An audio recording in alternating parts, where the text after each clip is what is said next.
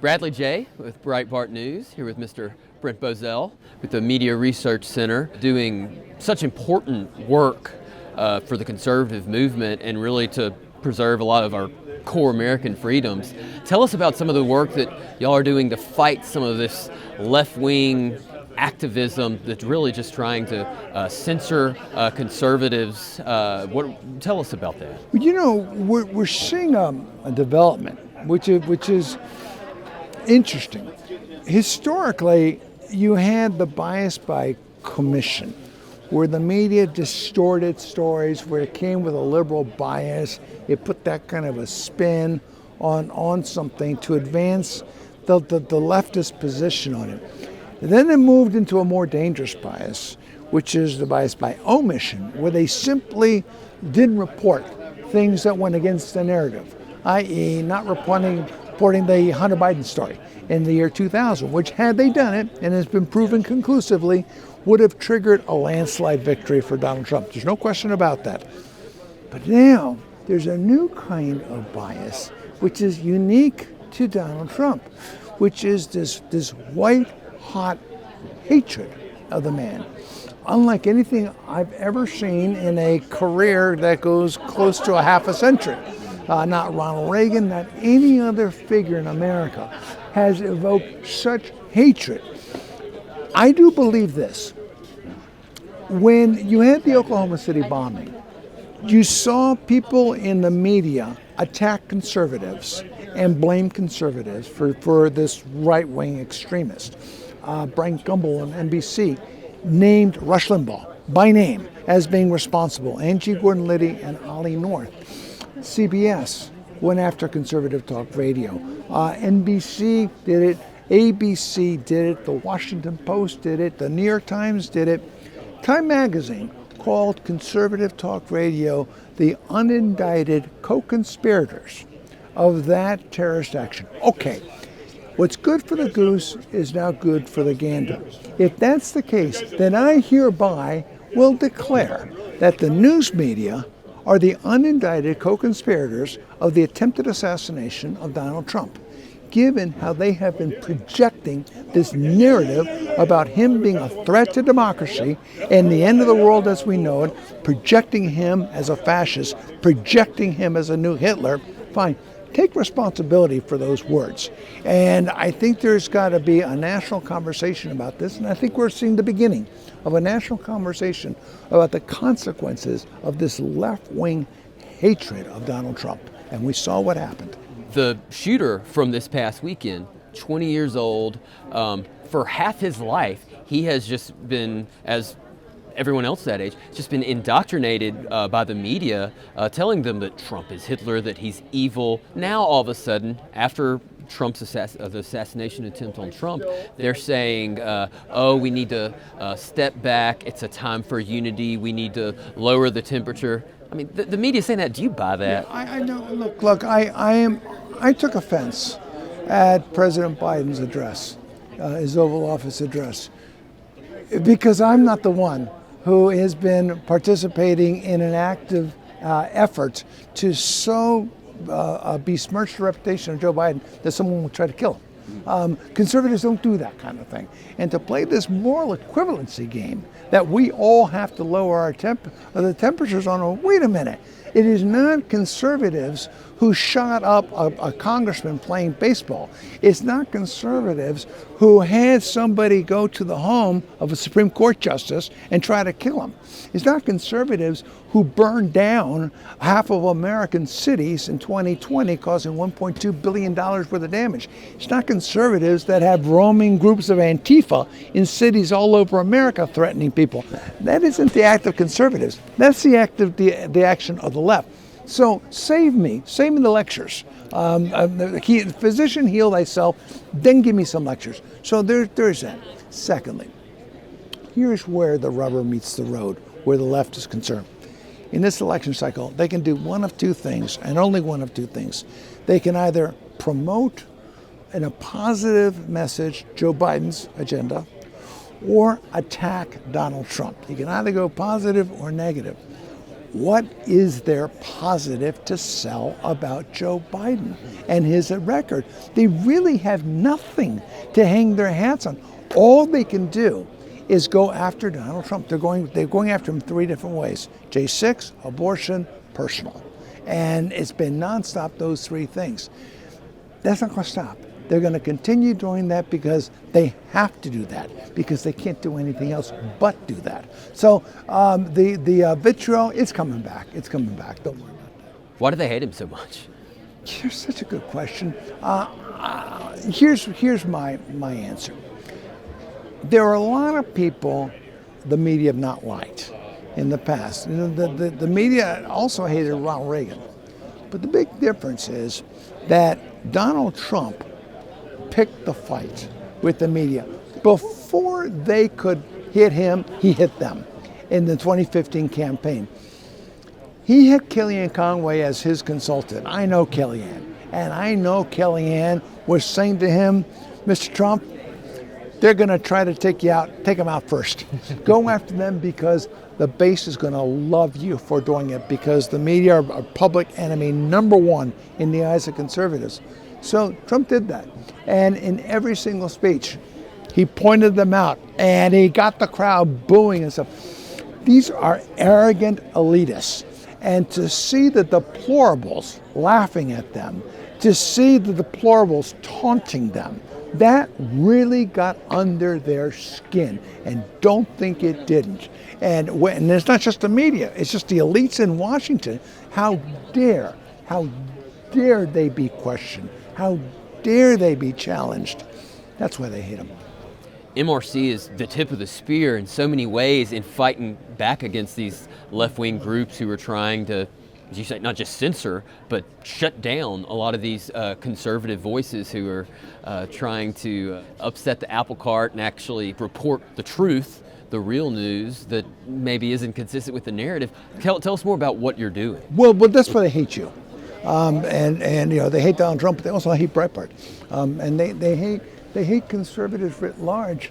But the idea that Breitbart would be showing a world that they're not showing, that Breitbart would be telling the story they're not telling.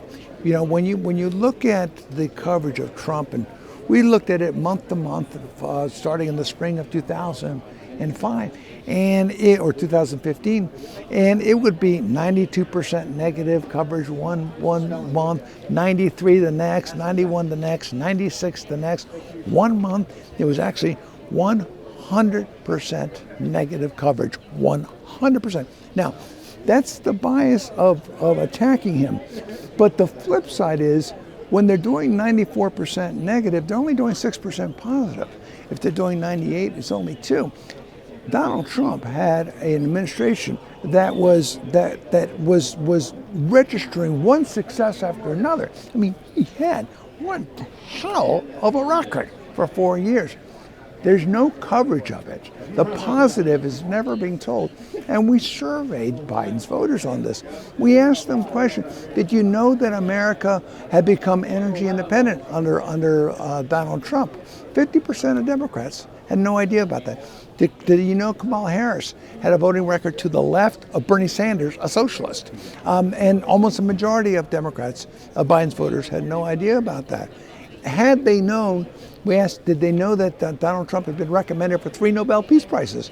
Did they know $11 million jobs have been created in 8 months or something? We threw out all these statistics.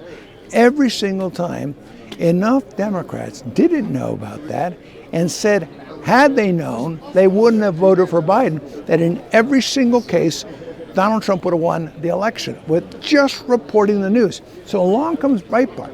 Now, what does Breitbart do? It reports the news. What does Breitbart do? It tells the story that NBC doesn't want told. When they're doing 96% negative, only 4% is positive, but Breitbart might be doing 60% positive that month. And it might be talking about things that NBC doesn't want to talk about. That's why they can't stand you. This is the arrogance of the elites, and you're an upstart. Obviously, you track these trends so closely, but to what degree do you think the American people are even aware of the extent of this left-wing censorship? It's very hard. Look, you can be tenacious and you can expose the bias by commission. I can show how NBC twisted a story and how they added this spin by labeling this person in a bad way, by spending all their time interviewing this one person but not the other person. I can show that. When it's bias by omission, where the story just doesn't exist, it's very hard to talk to somebody about something they didn't know existed. Now, to what degree does that have an impact? People will say correctly that the media are becoming more and more diffused and people are going more and more in other directions, and that is true. However, surveys I've looked at show that 32% of the public still believes that they get their information from the networks. You know, it used to be 90% or something. Well, it's 32%. Well, is that 32% important? This is an election where everything is being decided by the margins. In the last survey that I looked last month, Trump was ahead of Biden 48 to 46. But among people who watch NBC, ABC, and CBS, Biden was ahead 55 to 35. Wow. So that's the block. That's the block that he's working. And these networks know. They know full well the ability they have to deliver a certain constituency for Biden, and they're going to try to do it again. What's the best way to combat that? Is it through, obviously the work that y'all are doing is so important, but what can the American people do? Is it just to tune into the right people? Is there more that Trump can do in another administration? I think, well, I mean, there are a number of solutions on it where big tech censorship is concerned. I mean, this is serious stuff. This is a worldwide, I've never seen anything, man has never seen a worldwide attempt to shut down free speech through censorship, where a handful of corporations have the power to shut down not just free speech in the United States, but Great Britain, Spain, Thailand, wherever they want to. They've got that power to do that now. Never in human history have you seen anything like that. That's got to be combated. But the key thing that I think we have to do is to become a nation of storytellers. We have the ability to tell the human story in so many ways that we didn't have the ability 20 years ago, 10 years ago, in some cases 5 years ago. We've got to get into those streams. Breitbart was one of the first ones to do it. And God bless you guys. You guys were trendsetters in that. We need lots of Breitbarts out there on the national level, on the local level. That's very important as well. If we become a nation of storytellers, that story is going to, the left can't control the flow of information in the United States. They can control the social media flow, but there's so many other ways to get our story out. And so long as we have those vehicles, we have to be in a storytelling mode. But part of that story is constantly telling your fellow man that if you're watching NBC, you're not watching NBC News because they're not projecting news. If you're watching ABC, you're not watching ABC News because they don't do news, they do propaganda. We've got to continuously tell that story. And as long as that story is being told, we're going to be okay. And to that point, telling stories, they say a picture is worth 1,000 words. That photo, the images of President Trump rising after being struck with a wannabe assassin's bullet, rising, pumping his fist, fight, blood streaming from his face. They say, everyone's got a plan until you get punched in the mouth. Trump showed us exactly who he was in those moments. Yeah. And what effect do you think that image will have in cutting through a lot of this censorship and on November? I think the average person never underestimate the wisdom of the average person. The average person who is watching the news and watching journalists passing judgment on what Trump did and didn't say, what he should and shouldn't have said, how he should or shouldn't have reacted. Do you think Donald Trump for 1 second, while he's lying on the ground, said to himself, Now, what I'm going to do is I'm going to stand up and I'm going to raise my fist and I'm going to say, fight, fight, fight. I mean, this was as instinctive a reaction as anything anyone has ever seen from Donald Trump. And I think two things that are of note. One was his reaction Saturday night. The other one was his reaction last night at the convention. That reaction in his face is something no one has seen. I've never seen it before. That most human of human responses, where his face just had love, determination, gratitude, resolve, kindness.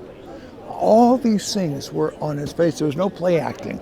It was you got a glimpse at the guy's soul last night, and you got a glimpse at the guy's heart on Saturday. So it's a very different Donald Trump that in 72 hours America has seen. I hope he sticks to that script. I hope he realizes how powerful those moments were and how unnecessary it is for him to go Trump. He doesn't need to do it anymore. He should just act the way you saw him last night, the way you saw him on Saturday.